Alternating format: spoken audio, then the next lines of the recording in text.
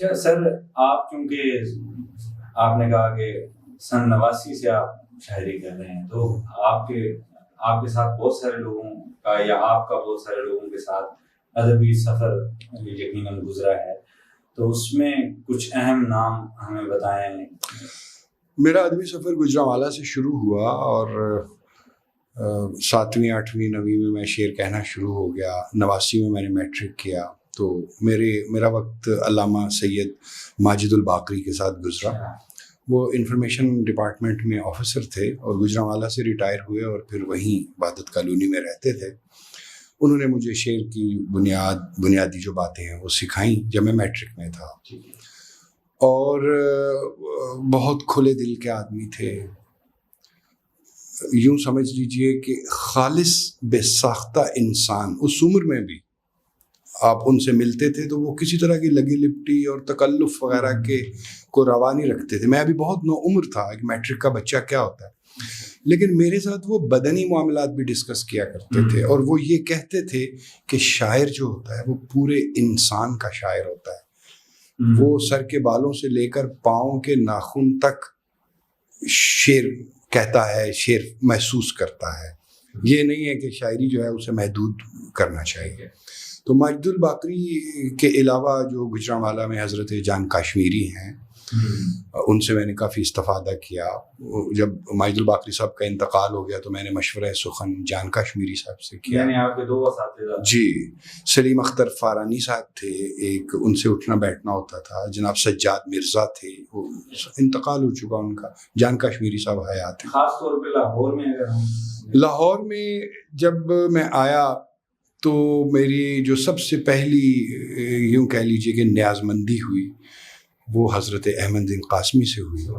میں ان کی صحبتوں کا فیض یافتہ ہوں، ان سے گفتگوؤں کا شرف مجھے حاصل ہے، اور یہ افتخار میں چاہوں گا کہ میرے بچوں اور ان کے بچوں کو بھی منتقل ہوتا رہے کہ میں نے حضرت احمد دین قاسمی کی آنکھیں دیکھ رکھی ہیں، ان سے ملا ہوں، ان کے ساتھ سفر کیا ہے۔ کئی پروگرامز میں کیونکہ ضعیف تھے تو سیڑھیاں چڑھنا، خاص طور پہ الحمرا میں جو ہال نمبر 3 ہے اس کی سیڑھیاں کافی زیادہ ہیں، تو مجھے یہ شرف بھی ملا کہ میں ان کا ہاتھ پکڑ کے ساتھ سیڑھیاں چڑھاؤں۔ اس کے علاوہ ان کی بہت یاد آتی ہے، ان سے بہت سیکھا، بہت نرمی، حلاوت۔ کوئی انسان ہوتا ہے اسے دیکھنے سے نا مطلب محسوس ہوتا ہے کہ بندہ کیسا ہوگا نا۔ مثلاً ہم ویڈیوز دیکھتے ہیں، ان کے پڑھنے کا جو انداز ہے وہ انتہائی خالص، اور وہ جو ہے نا عجیب ان سے ایک وائب۔ جی، بہت بہت بہت پیارے انسان تھے۔ میں سگریٹ پیتا تھا تو تھوڑی اجازت لے کے میں کمرے سے باہر چلا جاتا تھا۔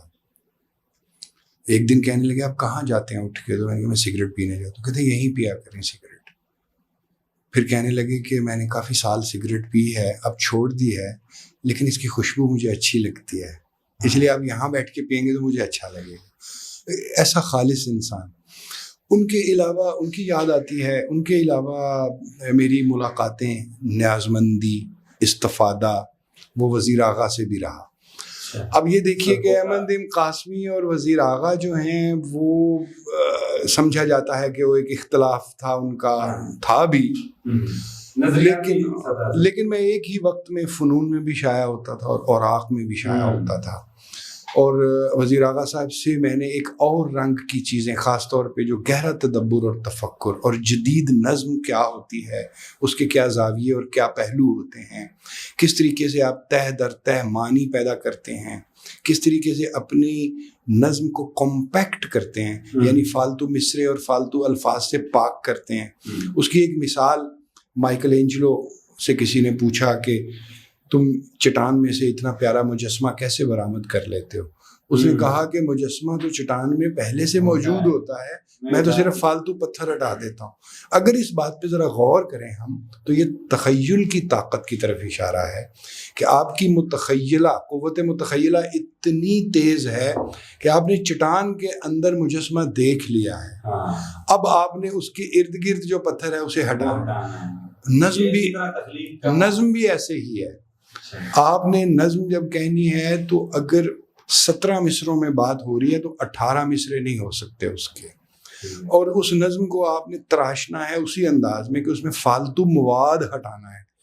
نظم کہنے کے بعد اس میں سے فالتو مواد ہٹانا ایک الگ کام ہوتا ہے کہ خیال کی رو، یا اگر آپ بصری تمثالیں استعمال کر رہے ہیں، آپ ویژول امیجری دے رہے ہیں، تو کہ اس امیجری کو اس روانی سے اور اس بہاؤ سے چلنا چاہیے کہ قاری کو مسئلہ نہ ہو. اور فالتو مصرے یہ رکاوٹ پیدا کرتے ہیں کہ اس کی جو امیجری ہے اس کی روانی کو توڑتے ہیں. جہاں تک میں سمجھتا ہوں کہ وزیر آغا بھی مجھے بہت یاد آتے ہیں، اور ان کے لیے میرے دل میں بہت رسپیکٹ ہے، بہت پیار ہے. ان کے علاوہ لاہور میں اگر آپ دیکھیں تو ڈاکٹر ابرار احمد ہماری نظم کا ایک نام، ان کے ساتھ صحبت رہی. خالد احمد کے ساتھ طویل نشستیں رہیں. کس طرح کے ایک ہیرا آدمی تھے، ہیرا انسان تھے. نہ صرف یہ کہ بیاض رسالہ نکالتے تھے، بلکہ وہ ایک اکیڈمی کا درجہ رکھتے تھے ہم سب کے لیے. آپ دیکھیں کہ اس وقت جب ہم خالد احمد صاحب کے پاس بیٹھتے تھے تو عباس تابش، ندیم بابا، شکیل جاذب، عرفان ستار صاحب آتے تھے. اچھا، لکشمی میں بھی وہ بیٹھتے تھے، اور بعد میں ادبی بیٹھک جو الحمرہ میں ہے وہاں بھی بیٹھنا شروع ہو گئے. ہم دونوں جگہ پہ ان سے بہت ملاقاتیں ہوئیں. توقیر عباس جو ان کے ساتھ بہت گہرا تعلق تھا. ارشد شاہین کا بہت گہرا تعلق تھا. تو وہ ہمارے لیے ایک اکیڈمی کا درجہ رکھتے تھے. نعیم بھٹی، ہاں جی، ان کی بھی ان کے ساتھ ملاقاتیں رہیں.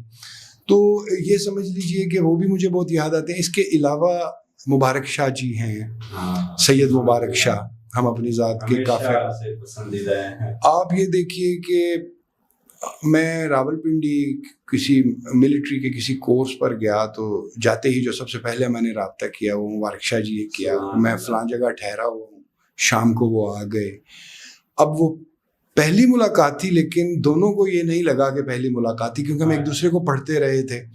میں ان کی شاعری کا اور ان کی شخصیت کا بہت دیوانہ ہوں. ان کے ساتھ میرا ایک اور رشتہ ہے. ان کے سگے بھائی کامران شاہ، وہ میرے کورس میٹ تھے، لیفٹیننٹ کرنل تھے.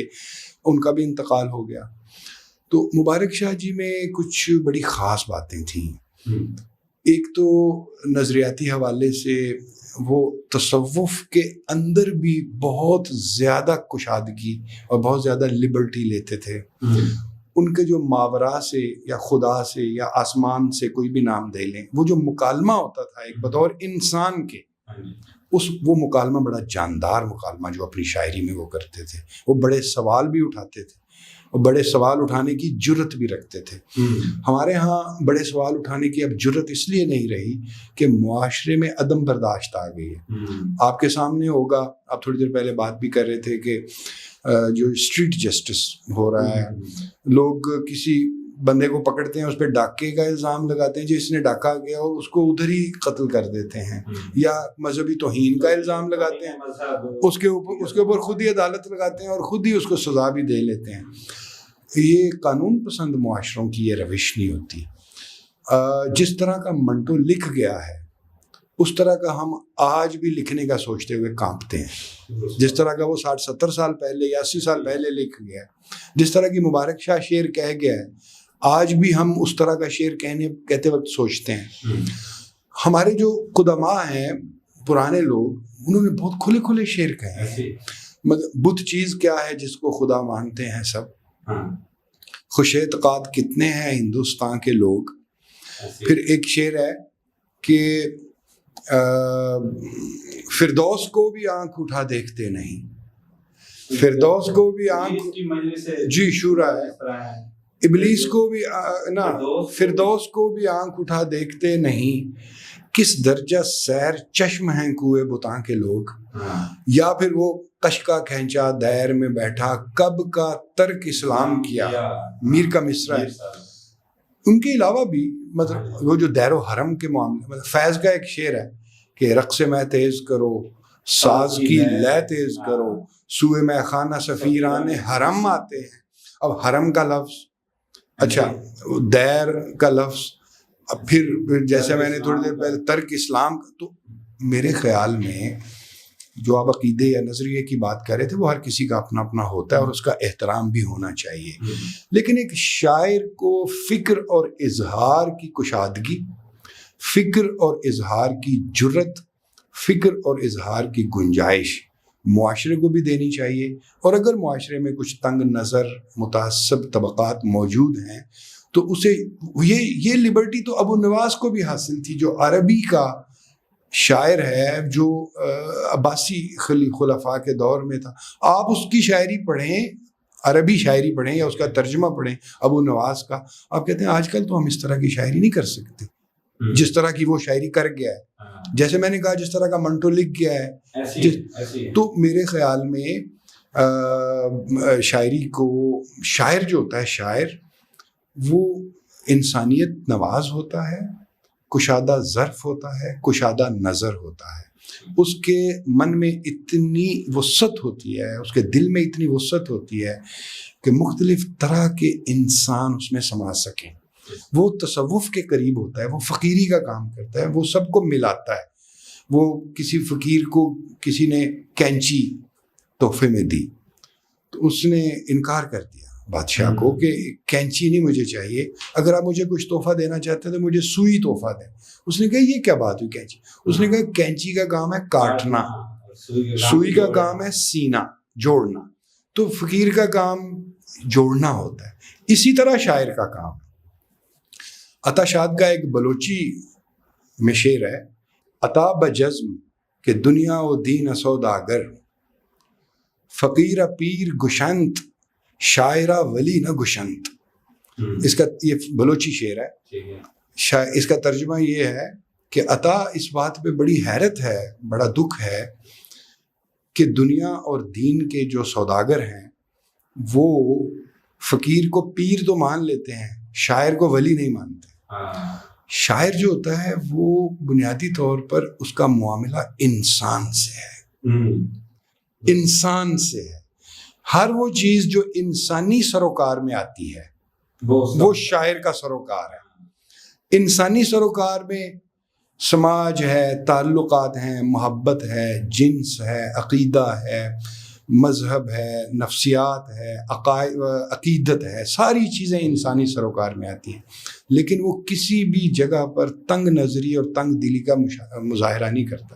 اب غالب کی شاعری پڑھ لیں، کتنی کشادہ ہے. تو میں یہ آج کے خاص طور پہ جو ماحول ہے جس میں ہم ضیاء الحق کے بعد کی جو نسلیں پروان چڑھی ہیں، جو ان کے ہاں تخلیص پسندی ہے، وہ سمجھتے ہیں کہ ہم خالص کر رہے ہیں چیزوں کو. نہیں، آپ خالص نہیں کر رہے، اس کو پیورٹنزم کہتے ہیں. آپ خالص نہیں کر رہے، آپ لوگوں کو دور کر رہے ہیں. آپ لوگوں کے دلوں میں ایک دوسرے کے لیے نفرت پیدا کر رہے ہیں. ہر کسی کو اس کے خیال کے مطابق زندگی بسر کرنے کی اجازت ہونی چاہیے، اور یہ شاعر کا منصب ہونا چاہیے. ہوا یہ ہے کہ بعض شعراء کو میں دیکھتا ہوں جو منصب شاعری سے ہٹ کے، الگ ہو کے، خود کو یوں کہہ لیں کہ مبلغ، ناصح، زاہد، اس منصب پہ فائز کرتے. اور بھائی ناصح اور زاہد اور ملا، اس کی تو شاعر سے لڑائی رہی ہے. تو آپ خود ناصح بن رہے ہیں اور ملا بن رہے ہیں اور زاہد بن رہے ہیں. آپ سندھی شاعری پڑھیں، آپ بلوچی شاعری پڑھیں، فارسی شاعری پڑھیں، اردو شاعری، عربی شاعری. ہمیشہ کیوں رد قدح کرے ہے زاہد، میں ہے یہ مگس کی قے نہیں ہے، غالب کہتا ہے. تو زاہد کہہ کر، ناصح کہہ کر، ملا کہہ کر، تو ہمارے جو بلے شاہ نے، ہمارے شاہ لطیف نے جو خطاب رکھا ہے، دیٹ مینز، یہ ایک بہت بڑی بات کرنے لگا ہوں میں، دیٹ مینز ایک لائن کھینچی ہے انہوں نے شاعر اور ملا کے بیچ. اب میں آج کے دور میں کیا دیکھ رہا ہوں، شاعر ملا بن گیا ہے، شاعر زاہد بن گیا ہے. بھائی آپ انسان کے نمائندے ہیں، اور یہ ساری چیزیں انسانی سروکار کی چیزیں ہیں. وہ شعر ہے جون ایلیا کا، سب خدا کے وکیل ہیں لیکن آدمی کا کوئی وکیل نہیں. سب خدا کے وکیل ہیں لیکن آدمی کا کوئی وکیل نہیں. تو شاعر آدمی کا وکیل ہوتا ہے، اس کی دکھوں سکھوں کو سمجھتا ہے. تو مبارک شاہ کی طرف میں جو بات کرنا چاہ رہا تھا کہ سید مبارک شاہ سے بہت محافل رہیں، بہت گفتگویں رہیں، ان جیسی کشادگی کم نظر آتی ہے، ان جیسا شعری ذوق اور رچا ہوا شعر کہنا کم نظر آتا ہے، ان کے جو سوالات ہیں اور ان سوالات کی جرت ہے وہ آج کل کم نظر آتی ہے۔ میں ذاتی طور پر ان میں کچھ چیزیں میں نے سنا تھا کہ وہ کوئی کتاب انہوں نے لکھی ہے نثر میں، اور وہ کتاب محفوظ کرا دی تھی انہوں نے یہ کہہ کر کہ اسے میری موت کے بعد شائع کیا جائے۔ اچھا، اب میں کچھ نہیں کہہ سکتا کہ آیا وہ کتاب ان کے ورثاء کے پاس، ان کے بیٹوں بیٹیوں کے پاس محفوظ ہے یا نہیں، اور لیکن یہ میرے علم میں ہے کہ شائع نہیں ابھی تک ہو سکی۔ تو جس طرح کے وہ خلاق انسان تھے اور خلاق شاعر تھے، مجھے لگتا ہے کہ وہ بڑی اہم کتاب ہوگی، اسے چھپنا چاہیے اور اسے سامنے آنا چاہیے۔ میں نے سنا کہ انہوں نے اپنے گھر میں زیر زمین ایک کچا حجرہ بنا رکھا تھا جس کے نیچے انہوں نے وہ کھجور کے پتوں والی چٹائی بچھائی ہوئی تھی، اس میں وقت گزارتے تھے، تلاوت سننے کے بہت شوقین تھے۔ ایک دفعہ ہم لوگ یہاں لاہور کینٹ میں بیٹھے ہوئے تھے، میری پوسٹنگ لاہور کینٹ میں تھی اور وہ کسی سرکاری کام سے لاہور کینٹ میں آئے، اور سی ایم اے کے گیسٹ ہاؤسز ہیں شامی روڈ پر، وہاں ٹھہرے ہوئے تھے۔ میں ان سے ملنے گیا شام میں، بڑی اچھی محفل رہی، بہت سوال جواب ہوئے۔ تو مجھے انہوں نے قرآن کی تلاوت سنائی لے کے ساتھ، خوش الحانی کے ساتھ، ردھم کے ساتھ۔ آپ سمجھیے کہ قرآن کی تلاوت تو ہم عقیدت سے محبت سے سنتے ہی ہیں، لیکن اس میں جو فن کی ایڈیشن کی انہوں نے، اس میں ایک آرٹ ڈالا، اس میں بے پناہ کشش پیدا ہو گئی، اور اس انداز میں وہ ماشاءاللہ وہ عربی جانتے بھی تھے اور معنی کے حساب سے لفظ ادا کرتے تھے۔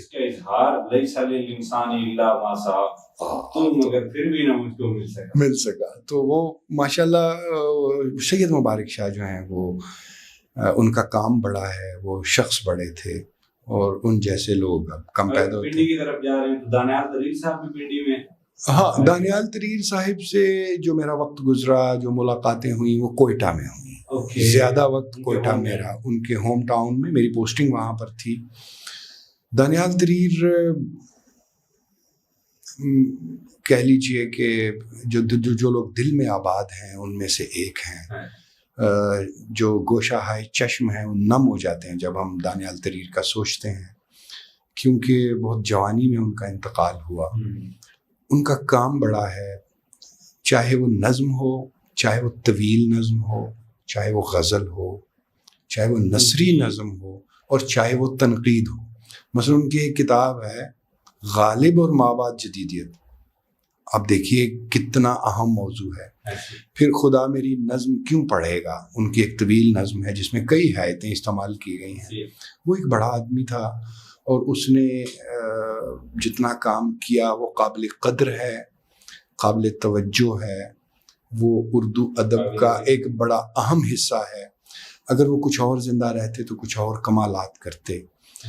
ان کا پورا گھرانہ جسے گوہر گھر کہتے ہیں، ان کا آرٹ اور فن کے ساتھ، اس میں انجیل صحیفہ ہے، تمثیل حفصہ ہے، قندیل بدر ہے، اس میں بلال اسود ہے۔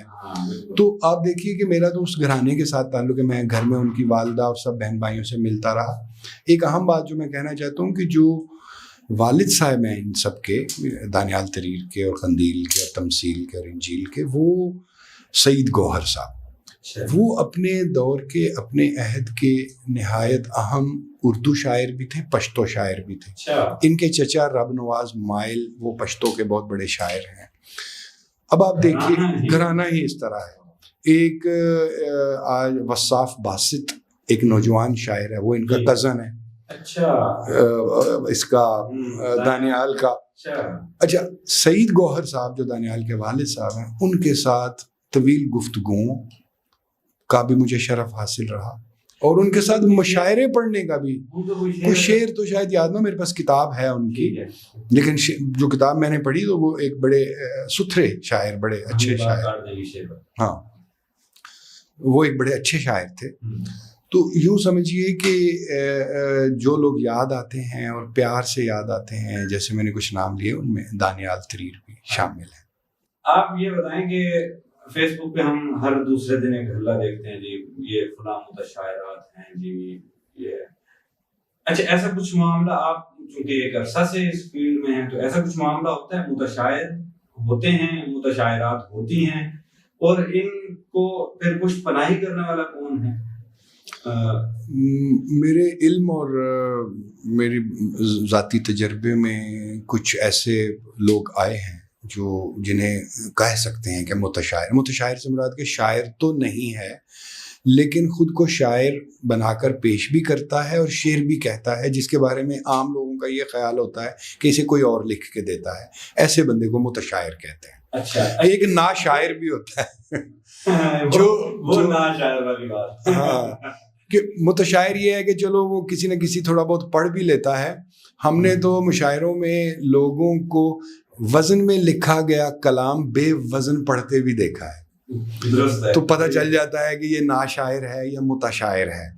ایک کسی کوئی سینئر، مجھے یاد نہیں آ رہا، کسی سینئر کی میں نے پوسٹ دیکھی تھی، اس میں انہوں نے کہا کہ آپ جو ہے نا میرے اور میرے کا فرق تو آپ لکھتے ہوئے سمجھا نہیں سکتے جی، اس سے جو ہے نا بڑا کلیئر۔ ایک شاعرہ سے میں نے پوچھا، نام نہیں لوں گا، آپ نے اصرار بھی نہیں کرنا، کہ آپ صرف اور صرف مجھے غزل اور نظم کا فرق سمجھا دیں۔ غزل اور نام نہیں پوچھتے، ہم یہ پوچھتے ہیں کہ وہ آیا کہ مطلب جس طرح میں ہوں ہماری نہیں، آپ سے بڑی عمر کے، لاہور کے بھی نہیں، لیکن یہ کہ نہیں سمجھا سکی جیسے پتہ ہونا چاہیے۔ اسی طریقے سے میرے اور میرے، خاموشی اور خاموشی، ان کو صرف باندھنا ہی کام نہیں ہے، ان کو ادا کرنا بھی کام ہے، ان کا جو اور اس شعر میں اس طرح ادا کرنا، یہ اصل کام ہے۔ تو ہمیں پتہ چل جاتا ہے کہ کون متشاعر ہے یا متشاعرہ ہے اور کون ناشاعر اور ناشاعرہ ہے۔ تو میں یہ سمجھتا ہوں کہ اس کی حوصلہ شکنی ہونی چاہیے۔ پچھلے کچھ عرصہ میں یسریٰ وصال ایک بہت مشہور ہے، اور ان پہ بہت الزام لگا کہ یہ متشاعرہ ہے، یہ بلکہ وہ تو کہتے ہیں 10 لاکھ روپے مشاعرے کے لیے۔ ہاں، وہ کافی، انہوں نے مجھے کتاب بھی اپنی بھیجی اور کتاب پڑھ کر ہم ہکا بکا رہ گئے کہ یہ اتنی پکی اور پختہ کتاب ہے، اور کچھ ایسی بحروں میں کہ جو بہت کم لوگ ان بحروں میں شاعری کرتے ہیں۔ تو پھر اس کے بعد اچھا، پھر تسلسل سے پتہ چل جاتا ہے کسی کے شعری ارتقاء کیسا ہے، کسی کا شعری سفر کیسا ہے، اس سے معلوم ہو جاتا ہے کہ کون کتنا شاعر ہے، کون کتنا سنجیدہ ہے اس کے ساتھ۔ ہم نے ایسے شاعر اور شاعرات دیکھی جو ایک وقت میں 1 سال کے لیے، 6 ماہ کے لیے، 2 سال کے لیے مشاعروں میں بھی نظر آتے رہے، کلام بھی چھپتا رہا، لیکن پھر اچانک غائب ہو گئے۔ خیر صاحب نے افتخار عارف کی کتاب پہ جو فلیپ لکھا ہے اس میں یہ بات مذکور ہے کہ کچھ لوگ آتے ہیں جو 2 سال کے لیے منظر پہ رہیں گے، پھر ایسے کئی نام جو غائب ہو جاتے ہیں، لوگ نظر ہی نہیں آتے، بعد میں پتہ ہی نہیں چلتا کہ یہ کوئی، مثال کے طور پر گجرانوالہ کے ایک ہمارے دوست ہیں عمران اعظم رضا، وہ کوئی متشاعر یا ناشاعر تو نہیں میں انہیں کہتا، لیکن وہ ایک وقت میں منظر پہ آئے اور پھر غائب ہو گئے۔ اتنی نہ اپنے نام کی ہر سو دہائی دے، جتنا تجھے میں سن سکوں اتنا سنائی دے، مجھ کو کسی بھی حال میں خلقت کے ساتھ رکھ، مجھ کو کسی بھی حال میں خلقت کے ساتھ رکھ، جن کو خدائی چاہیے ان کو خدائی دے، میں تجھ میں رہ کے خود سے بہت دور ہو گیا، اے یاد یار اب مجھے مجھ تک رسائی دے، دیکھے گا کوئی تیرگی میں دل بجھا ہوا، جلتا ہوا چراغ تو سب کو دکھائی دے، اور اس کا وجود میرے تصور کا معجزہ، جیسا میں اس کو سوچ لوں ویسا دکھائی دے۔ آپ کا شکریہ۔ میں کچھ اشعار پڑھتا ہوں کیونکہ ہم نے تھوڑی سی بات کی نا عروس کے حوالے سے، تو ایک اور غزل ہے چھوٹی بہر کی جس میں تھوڑا سا رکن کو شارٹ کرنے کی کوشش کی ہے۔ خامشی پر یہ اصرار کیوں ہے، خامشی پر یہ اصرار کیوں ہے، آپ کو خوف گفتار کیوں ہے، بات ہونٹوں پہ لاتے نہیں ہو پھر یہ آنکھوں سے اظہار کیوں ہے؟ بات ہونٹوں پہ لاتے نہیں ہو پھر یہ آنکھوں سے اظہار کیوں ہے؟ میں نے کب بات کا تیر پھینکا یہ تیرا لہجہ تلوار کیوں ہے؟ میں تو موجود ہوں اور مجھ کو مجھ کو اپنے ہونے سے انکار کیوں ہے؟ میں تو موجود ہوں اور مجھ کو اپنے ہونے سے انکار کیوں ہے؟ آئینہ میں سمجھتا ہوں جس کو میری صورت سے بیزار کیوں ہے؟ شعر سنیے کہ بادہ نوشی تو میں کر رہا ہوں بہکی سی دیوار کیوں ہے؟ اور مقطع پیش کروں گا کہ بیڑیاں کٹ چکی پھر بھی نیر، بیڑیاں کٹ چکی پھر بھی نیر، بیڑیاں کٹ چکی پھر بھی نیر، چال کو خوئے آزار کیوں ہے؟ بیڑیاں کٹ چکی پھر بھی نیر، چال کو خوئے آزار کیوں ہے؟ بات ہونٹوں پہ لاتے نہیں ہو پھر یہ آنکھوں سے اظہار کیوں ہے؟ سب نے خود سے ہی ایک حکایت کی، کچھ حقیقت نہیں محبت کی۔ سب نے خود سے ہی ایک حکایت کی، کچھ حقیقت نہیں محبت کی۔ بھیڑ کے ساتھ ساتھ بہتے ہوئے، لہر اٹھی بدن میں لذت کی۔ بھیڑ کے ساتھ ساتھ بہتے ہوئے، لہر اٹھی بدن میں لذت کی۔ دیکھ کر بھی اسے نہیں دیکھا، آج ہم نے کمال غفلت کی۔ اب کوئی کیسے اختلاف کرے، اپنی ہر بات اس نے آیت کی۔ اب محبت میں جی نہیں لگتا، اب عبادت ہے بات عادت کی۔ بادشاہوں میں پوری دنیا کا، مجھ پہ ایک شخص نے حکومت کی۔ بادشاہوں میں پوری دنیا کا، مجھ پہ ایک شخص نے حکومت کی۔ یاد کرنے سے جب ملی فرصت، اس قیامت پہ میں نے حیرت کی۔ اور شعر ہے کہ اس کو اپنی طرف نہ لے جانا، اس کو اپنی طرف نہ لے جانا، تم سے دنیا کی ایک شکایت کی، اور ایک مدت سے جا چکی ہو تم، ایک مدت سے جا چکی ہو تم، اب ضرورت نہیں اجازت کی۔ ایک مدت سے جا چکی ہو تم، اب ضرورت نہیں اجازت کی۔ تو دوستو، آج ہمارے مہمان تھے میجر شہزاد نیّر۔ ہمارے ساتھ جڑے رہیے، جانتے، دیکھتے اور سمجھتے رہیے کمال کی بات آج اس کمالانہ کے ساتھ حاضر ہوتے ہیں کسی اور مہمان کے ساتھ۔ خدا حافظ۔